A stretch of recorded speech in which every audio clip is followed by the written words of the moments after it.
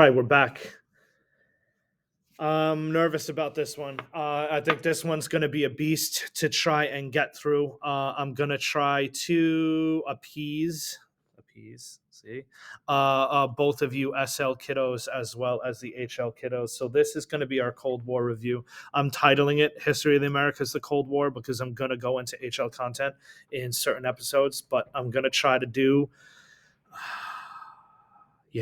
I'm gonna try. We're gonna see how this goes, right? This right here, do this, right? For those of you that have it, open it. Those of you that don't have it, find it on the internet, buy it, do whatever you need to do.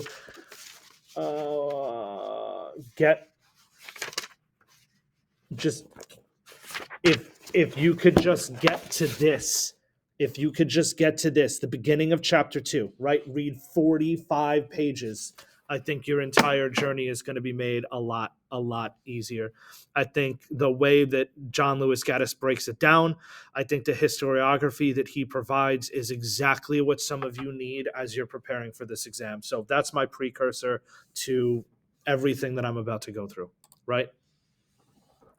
This is the guide statement on the Cold War in the Americas, right? This is going to be the first topic that I get into from an HL perspective. Truman, containment, its implications for the Americas, the rise of McCarthyism, blah, blah, blah. We'll get to that later.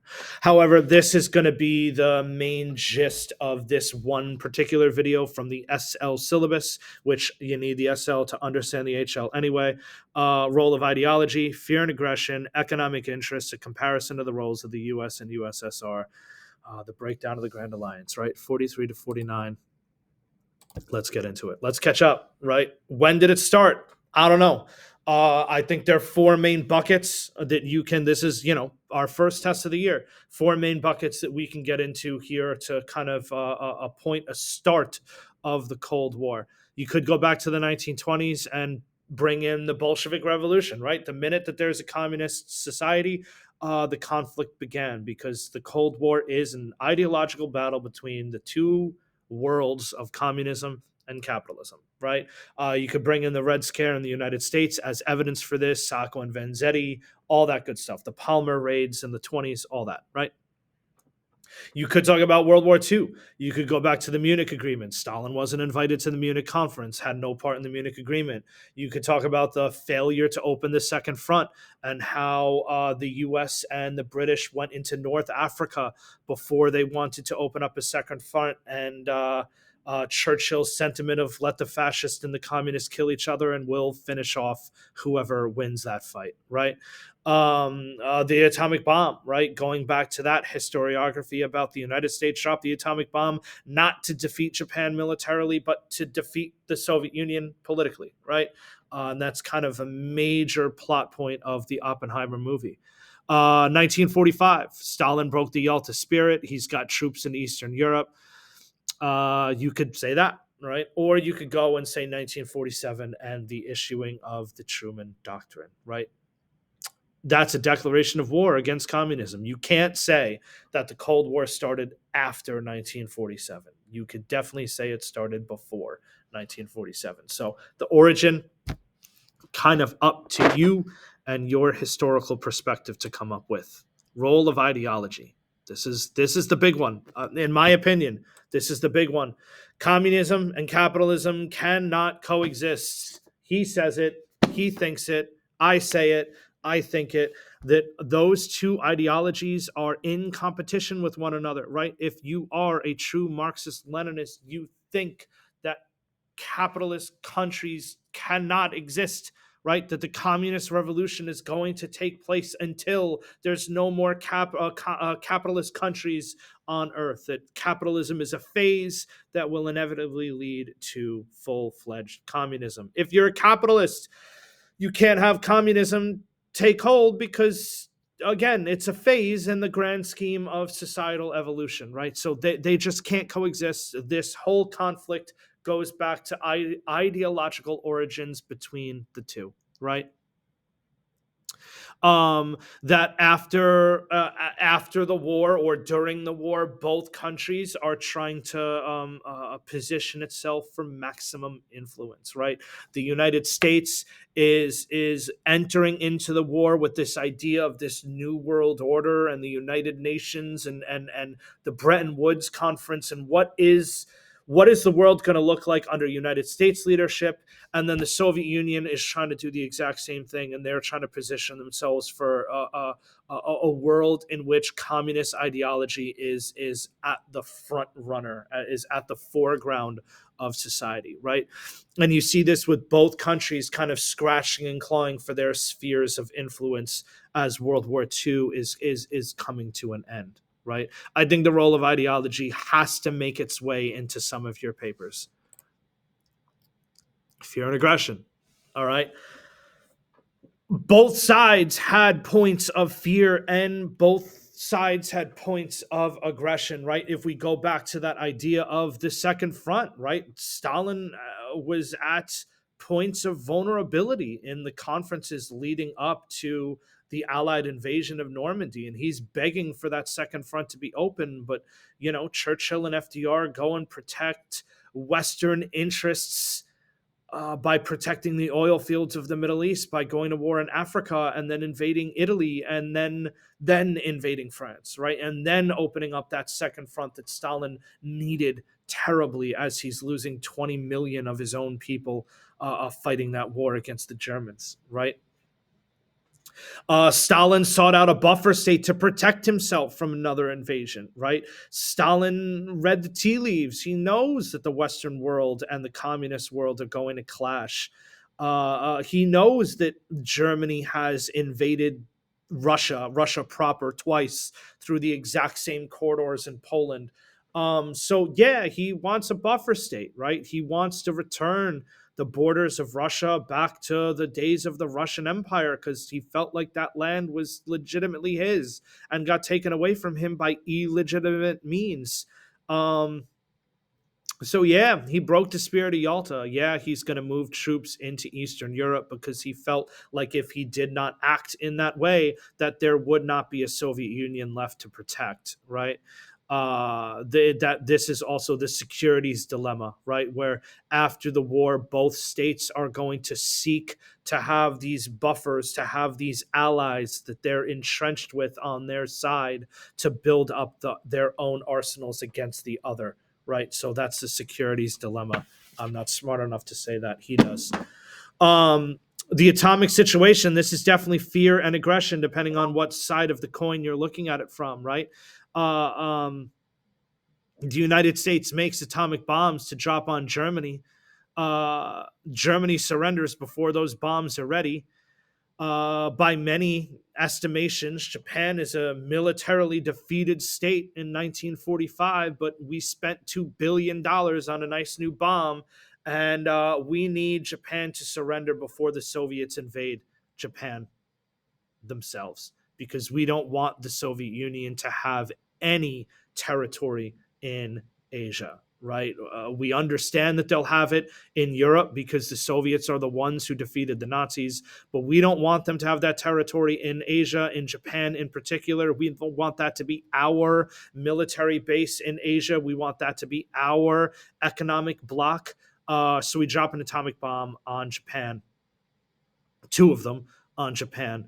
And that's, again, a clear-cut message to Stalin, who was supposed to be our ally at the time. We barely let him know that we've got this technology at the Yalta Conference. He knew we had that technology at the Yalta Conference. So that role of fear, I think you can also tie the word of mistrust into there, right? And that goes back to that whole conversation we had about Truman and Stalin at the, I just said Yalta, I'm sorry, at the Potsdam Conference. The long telegram, right? Kennan said the words exactly almost, right? Dangerous and expansionist, right? That's the word association game we play with the long telegram that, the Soviet Union is going to look to expand communism and they're going to do it at an aggressive clip. And then that self-fulfilling prophecy of we think they're going to do that and then they do that. So it fulfills ourselves and they are dangerous and expansionist, right? The German question. What's happening in Germany, right? They split it up into four equal parts. Well, equal parts. Um, why is America building up its part of Germany in a way that wasn't agreed upon? Why can't I have reparations from it if you're from Stalin's perspective? If you're from America's perspective, why is Stalin robbing Germany of all of its resources and taking it back to Moscow, right? So there's definitely this mistrust, this fear and aggression mentality around Germany. And then ultimately, again, the declaration of war, right? The Truman Doctrine, the United States will do whatever it takes, both financially and militarily, to stop the spread of communism, is a declaration of war on the ideology. Again, you can't say that the Cold War starts after the Truman Doctrine, because it's quite literally an American foreign policy declaration of war, right? That's fear and aggression. Economic interest, spheres of influence, right? Both sides realize that from an American perspective, if a country turns communist, I lost a trading partner. From a communist perspective, if I gain a country, I gain a trading partner, right? If you're communist, you're at 100-year disadvantage in terms of trade blocks and how the world has established itself. So, yeah, you need to gain territories, you need to gain countries to gain economic influence and to gain help as you're coming out of World War II. You're coming out of something that crushed your country economically, and you need to build out of it. So yeah, you need to gain territories. So that's that trade blocks and spheres of influence thing kind of coming into both of those bullet points at once. Greece and Turkey, we see evidence of this, right? The West becomes so concerned with a country possibly falling under communist ties that we make that distinction that, all right, if we throw money at this situation, poor countries turn communist, rich countries don't. So let's throw money at these countries and buy them up. And A, make it so that they're not poor anymore. And B, make it so that they're so dependent on our dollar that they can't trade with anybody else, and also are going to listen to whatever we tell them to do because they're dependent on our currency. So that's the Greece and Turkey aid bill. We see that coming into play, right? That's going to be the Truman Doctrine, right? Which then gives way for the Marshall Plan to be signed, and the millions upon millions of green that's going to flow into the European economies and make all of those countries in Western Europe completely dependent on the US dollar, and make it so that they can never turn communist because the US dollar is flowing through them. And then again, that idea of reparations, right? Going back to what I said, Stalin needs to rebuild from a war that devastated his country, and he wants to do it by taking reparations out of Germany, but the West won't let him. So that's that economic interest part. Some historiography. If you're an orthodox historian, you're going to say that the Cold War was Stalin's fault, that Soviet aggression is what led to the Cold War, that he's the one that broke the Yalta spirit. He's the one that had soldiers in Eastern Europe. He's the reason for all of it. If you're a revisionist, more to blame on capitalism, right? This has more of an economic ideology.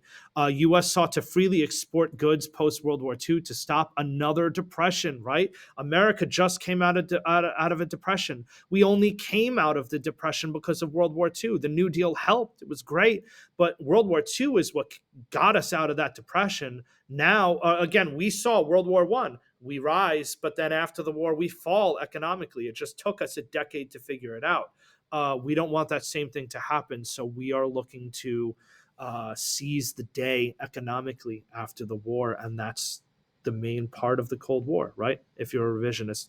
Post revisionist, it's both, right? Both countries had equal blame in starting the Cold War, and it goes back to those ideological bases that were the cause of the conflict, that neither side truly trusts each other, and neither side realizes that you can coexist, right?